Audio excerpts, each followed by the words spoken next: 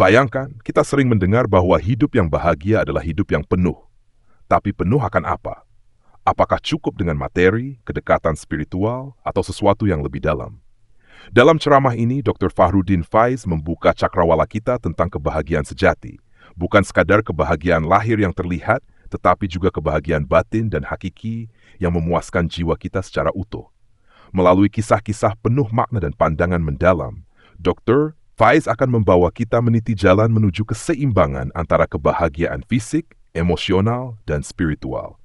Siap untuk menyelami rahasia kebahagiaan yang sering luput dari pandangan?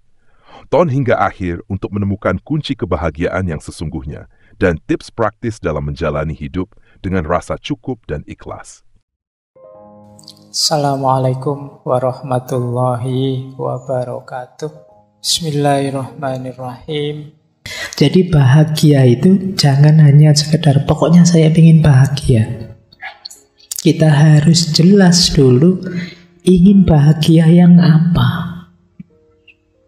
Kebahagiaan yang lahiriah ataukah kebahagiaan batin atau kebahagiaan yang hakiki. Ini nanti beda-beda. Mungkin kemarin teman-teman bingung, konsepnya campur baur jadi satu. Bahagia itu ya di hati. Ada yang bilang bahagia itu ya kalau kita senang, sehat, sejahtera. Ada yang bilang bahagia itu ya ketika kita dekat dengan Allah, ketika kita ma'rifat dan lain sebagainya. Oleh hamka, untuk lebih mudahnya, ayo kita bagi saja. Ada kebahagiaan lahiriah, ada kebahagiaan batin, ada kebahagiaan hakiki. Hakiki itu hakikat sejati, puncaknya kebahagiaan. Jenis-jenis kebahagiaan ini saling berkait. Untuk bisa bahagia secara batin, lahir kita harus bahagia. Untuk bisa menemukan kebahagiaan hakiki, batin harus beres, lahir juga harus beres, sudah bahagia. Tapi kalau kita berhenti di kebahagiaan lahir saja, bisa saja kita tidak mendapat kebahagiaan batin dan tidak ketemu kebahagiaan hakiki.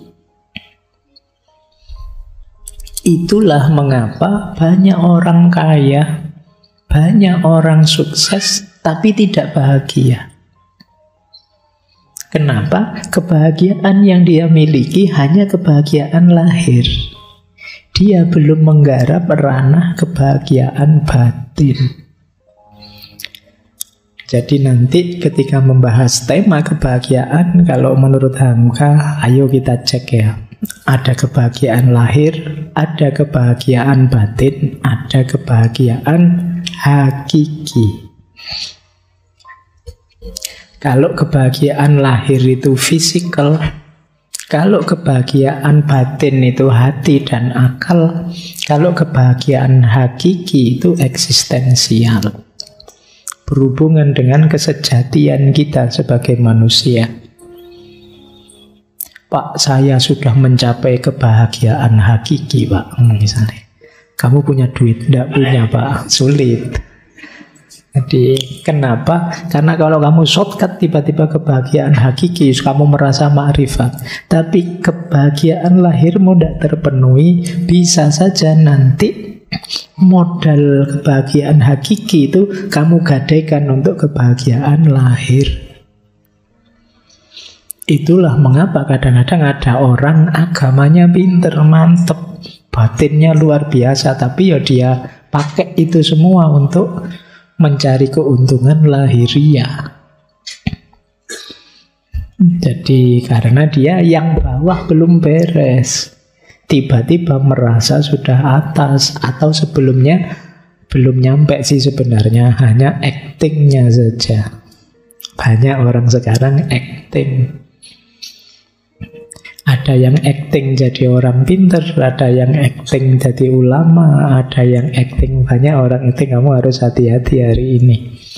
Karena sekarang fasilitasnya memungkinkan. Kamu ingin jadi apa saja, apalagi dunianya dunia media sosial, dunia digital. Kamu bisa jadi apa saja yang kalian inginkan. Kalian ingin jadi paling hebat, bisa. Kalau di dunia nyata pendiam, kalem, tapi begitu masuk dunia medsos, gowanes. Itu banyak yang kayak gitu.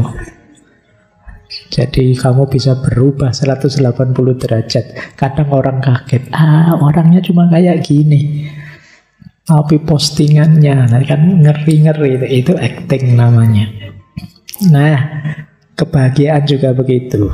Banyak orang yang acting bahagia, padahal dia bahagia bener apa enggak, hanya dia yang tahu. Baik, kita lanjutkan ya, karena masih agak panjang ini penjelasan-penjelasan beliau.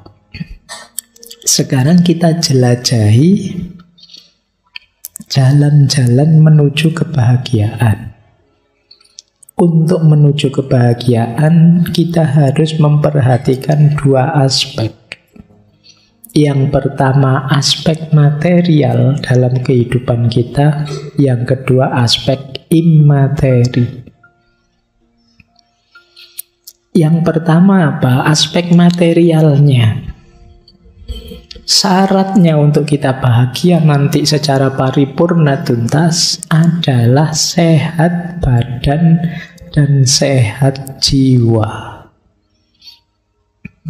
Sehat badan yang paling awal, karena kalau fisik kita tidak sehat, jiwa kita juga tidak akan optimal. Sepinter apapun misalnya, Pak, saya itu pinter loh Pak, akal saya itu buat mikir apa saja bisa. Tapi kamu ringkih, gampang sakit. Waktunya enak-enak ngomong malah batuk. Tidak sehat kan? Tidak bisa optimal. Maka kesehatan nomor satu kalau kalian pengen bahagia. Sejak sekarang kamu rancang sendiri hidupmu biar kamu tetap sehat sampai besok. Sedahsyat apapun kamu, kalau sakit selesai sudah. Kamu sendiri yang ngatur ya hidupmu. Mungkin yang tiap hari melekan di kafe-kafe, mulai kamu manage. Hidupmu butuh istirahat. Meskipun bukan berarti istirahat terus. Ya, Pak, saya ini jaga kesehatan loh Pak. Saya tiap hari tidak ngapa-ngapain biar sehat gitu ya, berdoa. Jadi cari rumus sehat yang positif. Ya termasuk kesehatan jiwa. Kesehatan jiwa itu berarti kamu menjaga pikiranmu, menjaga hatimu. Kalau fisik tadi jangan dimasuki misalnya oleh makanan-makanan yang tidak bergizi, makanan-makanan yang mengacaukan kesehatan. Ya jiwa rohani juga begitu. Akalmu jangan disuplai hal-hal yang merusak. Hatimu jangan dikotori oleh hal-hal yang membuat kita buta, membuat kita gelap. Kalau isi pikiranmu barang rusak semua, ya cara pandangmu terhadap hidup juga rusak. Kalau hatimu gelap, hatimu sakit, ya hidupmu akan nabrak-nabrak. Karena hati itu kan yang mengorientasikan diri kita. Hati jadi kunci arah perjalanan kita kemana. Kalau akal itu kan dia menguatkan, mendukung atau melemahkan. Dua-duanya penting. Kalau ingin bahagia, sehat badan dan sehat jiwa jadi kunci. Seandainya semua hal beres, hanya kesehatan badan dan jiwa saja yang tidak beres, itu namanya tidak beres juga. Jadi jangan dikira kesehatan itu sepele. Apa sehat itu kan fisik saja. Iya, tapi tanpa itu hidupmu tidak akan bermakna. Jadi jaga kesehatan, makanya mensana, ya dalam tubuh yang sehat terdapat jiwa yang sehat. Maksudnya dalam pengertian seperti yang saya jelaskan tadi. Meskipun ya kalau dibalik juga bisa, dalam jiwa yang sehat akan ada badan yang sehat. Jiwa sehat itu berarti kan berpikirnya jernih, hatinya juga terang. Kalau orang berpikirnya jernih, badannya mesti sehat. Kenapa? Dia tahu apa yang membuatku sehat dan harus aku lakukan, apa yang membuatku sakit dan harus aku jauhi. Nah, kok kamu ngaku pinter tapi tidak tahu caranya hidup sehat, ya berarti kamu kurang pinter. Jadi orang pinter itu ya tahu cara menjaga kesehatannya. Nah, jadi ini rumus pertama kalau ingin bahagia. Sehat jiwa, sehat raga. Kalau lagu Indonesia Raya itu kan bangunlah jiwanya, bangunlah badannya. Jadi dua-duanya harus bangun, harus sehat semuanya. Dan saling mempengaruhi. Tidak bisa sehat salah satu saja. Harus dua-duanya sehat. Sakit di salah satu, alamat yang lain terpengaruh. Baik. Di buku dijelaskan lebih detail oleh Hamka cara untuk kita meraih kebahagiaan jiwa itu ilmu dan melakukan hal-hal yang dapat menyucikan diri. Ini dulu pernah dijelaskan panjang lebar hubungannya ilmu dengan kebahagiaan waktu kita membahas Sokrates dan Plato. Karena ini termasuk yang diambil oleh Hamka bahwa orang bahagia itu ya kuncinya ilmu. Kok ada orang ilmunya tinggi tapi tidak bahagia, ya berarti dia sebenarnya belum terlalu tinggi ilmunya. Kalau sudah tinggi ilmunya, dia tahu caranya bahagia. Yang kedua, ini juga menarik. Kalau ingin bahagia, harus punya teman yang baik. Circle yang cocok, sederhananya itu. Kalau temanmu ngaco semua, ya sulit kamu bahagia. Kamu bisa terseret ngaco atau bertahan mati-matian biar tidak kacau dan energimu habis di situ. Jadi pokoknya saya tidak mau Pak, saya punya teman itu Pak, hidupnya saya tidak mau ikut-ikutan dia misalnya. Iya sih, kamu bisa begitu, tapi kalau tiap hari begitu, waktumu habis untuk bertahan.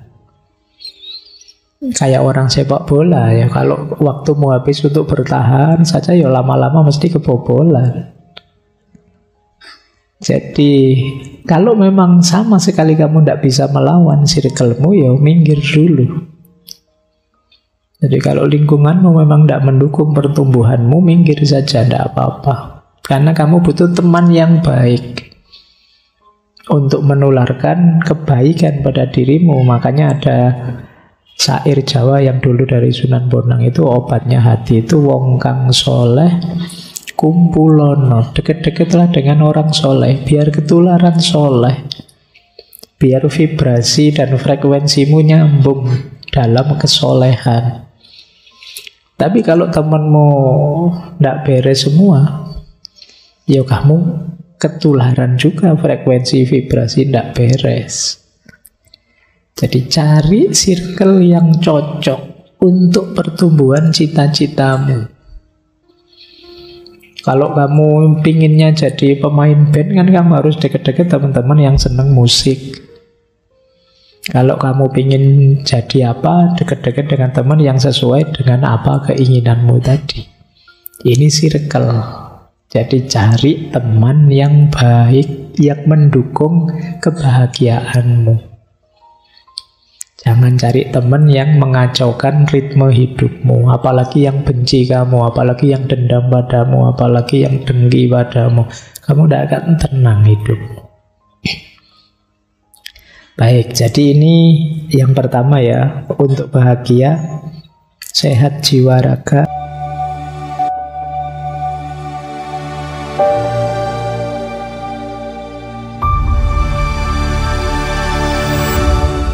Teman baik. Nanti kamu cari dalam hidupmu masing-masing mana yang sudah saya miliki dan mana yang belum. Kalau belum, hadirkanlah. Akan jadi syarat kebahagiaanmu. Yang ketiga, Kalau ingin bahagia harus mau berpikir.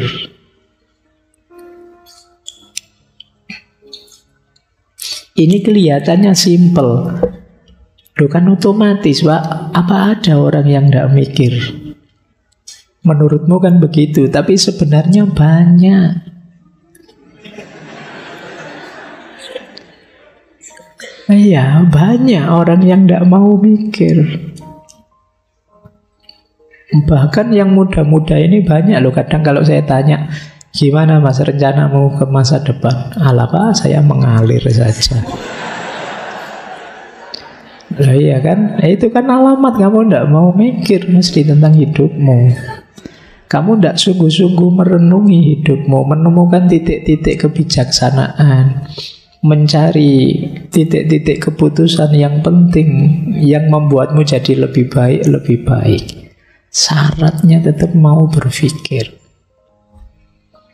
Hari ini kan hidup ini rasanya diombang-ambingkan dari satu viral ke viral yang lain. Kamu tidak pernah berpikir, apa ya saya harus mengikuti viral itu, apa ya saya harus update yang seperti itu. Kan kamu tidak pernah mikir begitu. Jadi ini seolah-olah biasa, Pak, orang hidup mesti mikir. Tapi sebenarnya banyak orang yang, kalau bahasa saya, autopilot saja hidupnya. Autopilot itu kan rutin, wis kaya ngono, terus diulang-ulang tiap hari. Makanya kadang-kadang kalian kaget, loh sudah Rebu lagi ya Pak, cepet ya. Lah ya kalian memang hidupmu tidak pernah direnungi, ya berjalan begitu saja. Tidak berpikir, ya sulit kamu sampai di titik bahagia. Karena kamu terombang-ambing terus kesana kemari oleh aliran hidupmu. Syaratnya orang bahagia berpikir. Kata Hamka, dengan berpikir kita ketemu kebijaksanaan. Kebijaksanaan itu kan rumus hidup yang tidak hanya benar tapi juga tepat. Hidup yang tidak hanya benar tapi benar, kata orang Jawa. Itu kebijaksanaan. Tidak sekedar punya koleksi ilmu, tapi juga tahu bagaimana mengaplikasikannya sesuai ruang dan waktu yang tepat. Untuk sampai di titik-titik semacam ini, mau tidak mau kita harus berpikir. Itu kalau ditarik-tarik lebih jauh, berarti kamu harus belajar cara berpikir yang benar. Dan disiplin yang mengajari kita cara berpikir yang benar itu logika, ilmu mantek, adanya di filsafat. Sayangnya kadang-kadang filsafat kamu anggap haram. Sudah males mikir, filsafatnya haram, ya selesai. Jadi kamu kehilangan modal besar yang diberikan oleh Allah padamu, keistimewaan puncak kebanggaan manusia, yaitu natik, berpikir. Oke, terus selain berpikir kita juga bekerja. Nah ya, atau boleh berkiprah, boleh berkarya sama, yang berhubungan dengan nilai diri dan kemanfaatan diri kita. Itu akan jadi sumber kebahagiaan. Jadi bekerja tidak terbatas yang karir yang menghasilkan uang, itu ya. Tapi mungkin ada orang yang berkarya, beraktivitasnya secara tidak langsung menghasilkan uang, tapi dalam rangka penegasan makna diri, nilai diri, dan lain sebagainya. Jadi ini juga jadi kunci kebahagiaan. Kemarin waktu siapa tokohnya itu, mungkin di Russell apa siapa itu kan disebut bekerja itu kebanggaan. Jadi sama-sama stresnya, mending stres karena pekerjaan daripada kamu stres karena nganggur. Jadi itu istimewanya kerja. Dulu kita pernah membahas satu sesi itu kan tentang kerja, yang di situ disebut kerja itu rahmat, kerja itu ibadah, kerja itu amanah, kerja itu izzah, kemuliaan diri.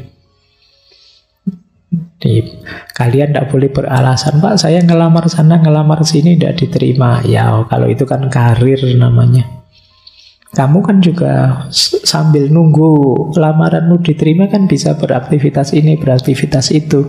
Mungkin tidak menghasilkan uang, tapi berkontribusi entah apa terhadap dirimu maupun lingkungan sekelilingmu.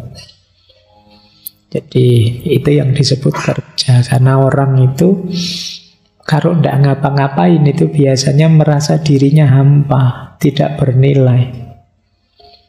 Di antara krisis, kalau dalam psikologi itu ada namanya later life crisis. Later life crisis itu krisis usia-usia akhir. Itu biasanya orang-orang sepuh-sepuh 60 tahun ke atas yang sudah pensiun itu krisisnya adalah dia krisis merasa tidak bernilai. Wah saya sudah pensiun ini, wah sudah tidak menghasilkan apa-apa, saya sudah tua merepotkan orang saja. Merasa tidak bernilai.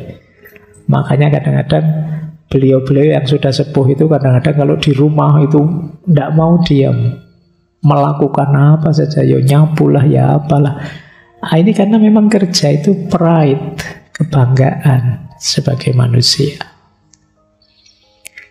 Kemudian penting juga kalau kita ingin bahagia, kita harus siap introspeksi diri, siap muhasabah.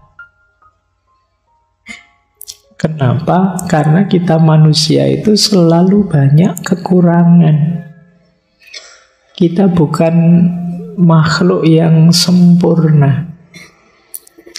Kita punya alat-alat hebat, tapi kadang-kadang kita tidak mampu menggunakannya dengan pas. Di situ penting kita introspeksi. Hidupku ini sudah seharusnya ndak.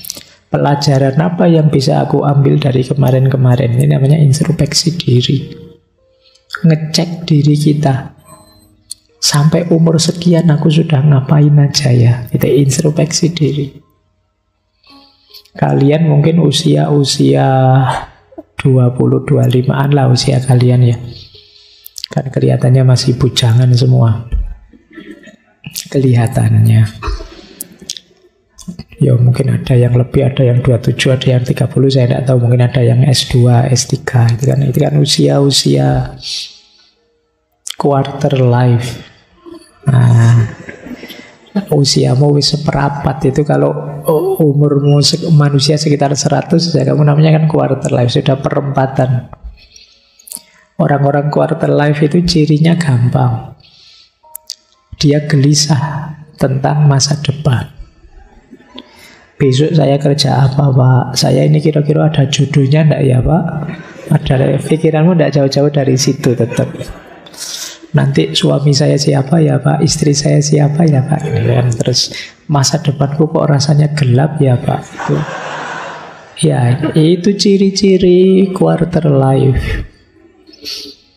Jadi itu kenapa kalau saya kan selalu guruannya seputar-seputar itu. Karena saya tahu di usia-usiamu yang menggelisahkanmu hal-hal itu. Makanya kamu ketawa. Sebenarnya menertawakan dirimu sendiri. Ya, baik. Loh, tapi kan dulu waktu sesi humor itu orang yang masih bisa menertawakan dirinya sendiri, alamat dia masih sehat jiwanya. Alhamdulillah, enggak apa-apa.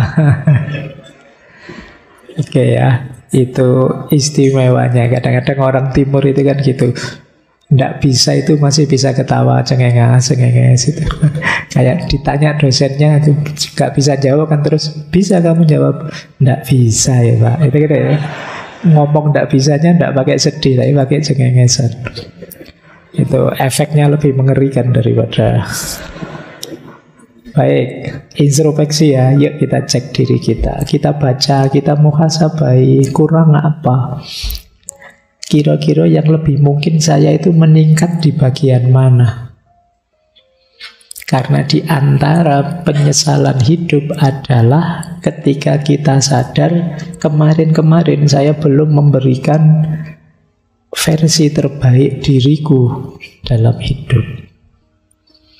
Coba kemarin saya begini, coba kemarin saya begitu. Itu biasanya penyesalan hari ini. Kenapa ada logika coba-coba tadi? Karena kemarin saya belum melakukan yang terbaik. Kalau sudah melakukan yang terbaik semampu kita, meskipun hasilnya tidak memuaskan, ya kita bisa legowo. Ya nilai saya jelek, tidak apa-apa. Ya mungkin memang segitu kemampuan saya sudah maksimal. Tapi ketika kita tidak maksimal, tidak memberikan yang terbaik, begitu nilai saya jelek, kita kan kecewa. Coba kemarin saya agak serius sedikit ya, coba kemarin saya agak mempeng sedikit belajarnya. Di titik ini ayo introspeksi, jangan jatuh 2 kali di titik yang sama. Baik, ini yang kedua. Jadi berpikir, bekerja, introspeksi diri. Yang ketiga,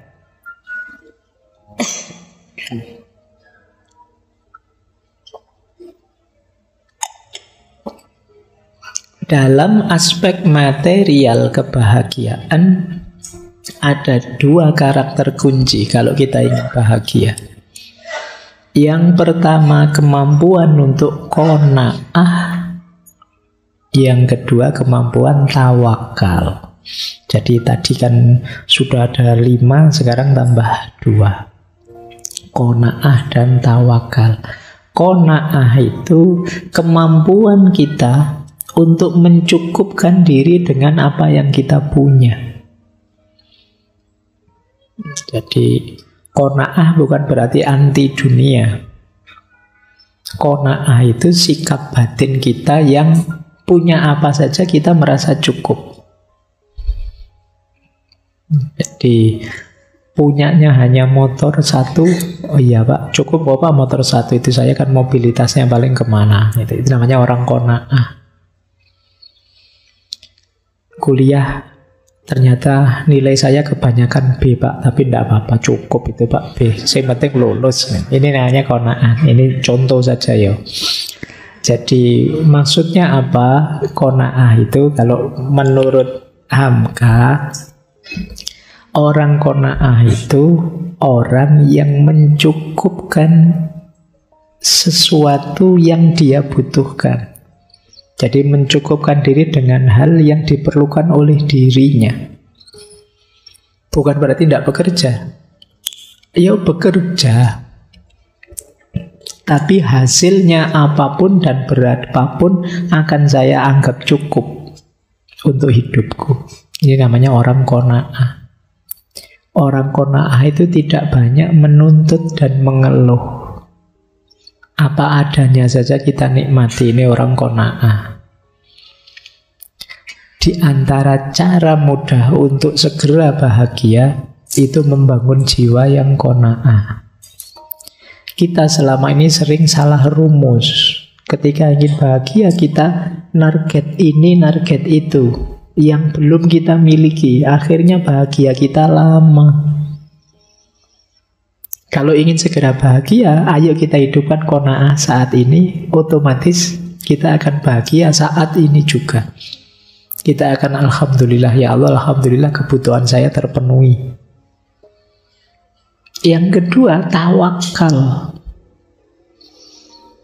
Tawakal itu satu sikap batin yang kita hidupkan setelah ikhtiar kita jalankan. Itu tawakal. Saya sudah berusaha maksimal Pak, semampu saya. Apapun hasilnya saya pasrahkan pada Allah. Itu tawakal namanya. Saya sudah ke dokter Pak, sudah minum obat Pak, tapi yo masih batuk. Yo pasrah ke Allah. Itu namanya tawakal. Jangan belum minum obat, belum periksa, belum apa, sejak awal sudah pasrah saja pada Allah Pak. Itu yo bukan tawakal, itu namanya. Jadi tawakal itu kita lahirkan setelah ikhtiar maksimal dijalankan. Ini akan meminimalisir rasa kecewa, rasa tidak puas terhadap hasil dari yang kita lakukan. Jadi dua rumus ini, qanaah dan tawakal, bisa membuat kita segera bahagia. Tidak harus menunggu nanti, besok, tidak harus tergantung ini, tergantung itu. Baik, meskipun qanaah dan tawakal ini lebih mudah diceramahkan daripada dijalankan. Karena tidak gampang kamu membentuk jiwa qanaah itu, apalagi yang muda-muda, cita-citanya masih panjang, keinginannya masih macam-macam. Tapi boleh pelan-pelan kamu latih sejak sekarang, karena akan jadi senjata yang kuat ketika hidupmu dalam kesulitan, keterpurukan, dan lain sejenisnya. Latihan qanaah dan tawakal.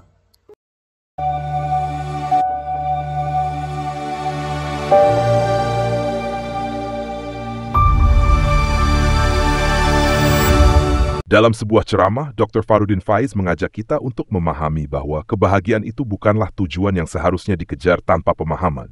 Menurutnya, kebahagiaan bisa dikelompokkan menjadi 3 jenis: kebahagiaan lahiriah, kebahagiaan batin, dan kebahagiaan hakiki. Kebahagiaan lahiriah terkait fisik dan material, sementara kebahagiaan batin lebih mendalam, menyangkut hati dan akal. Kebahagiaan hakiki puncaknya mengarahkan kita kepada kesejatian manusia. Kebahagiaan yang menyeluruh memerlukan keselarasan antara kebahagiaan lahir dan batin.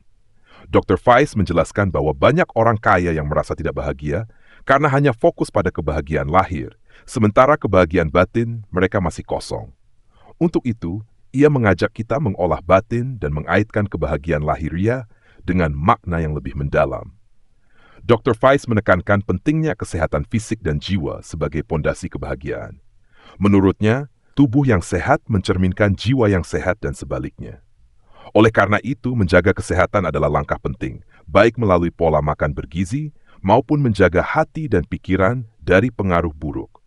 Beliau juga menyinggung bahwa lingkungan yang positif, seperti teman yang baik, dapat membantu menjaga keseimbangan jiwa. Dalam membangun kebahagiaan, kemampuan introspeksi juga sangat penting. Dengan memeriksa diri, kita dapat mengevaluasi pencapaian dan merencanakan langkah ke depan secara lebih baik. Ini menghindarkan kita dari penyesalan di kemudian hari karena tidak memberikan yang terbaik. Akhirnya, Dr. Faiz menggarisbawahi pentingnya sikap qanaah, rasa cukup, dan tawakal, pasrah setelah berusaha maksimal, sebagai kunci kedamaian hati. Sikap qanaah membantu kita bersyukur atas apa yang dimiliki, tanpa terus-menerus merasa kurang. Sementara tawakal mendorong kita untuk ikhlas dengan hasil dari usaha yang sudah kita lakukan. Kedua sikap ini, meskipun sulit diterapkan, menjadi senjata kuat dalam menghadapi berbagai tantangan hidup. Dr. Faiz mengajak kita untuk mulai melatih kedua sikap ini, agar kebahagiaan bisa dirasakan kapanpun, tanpa perlu bergantung pada kondisi eksternal yang belum tentu selalu berpihak pada kita.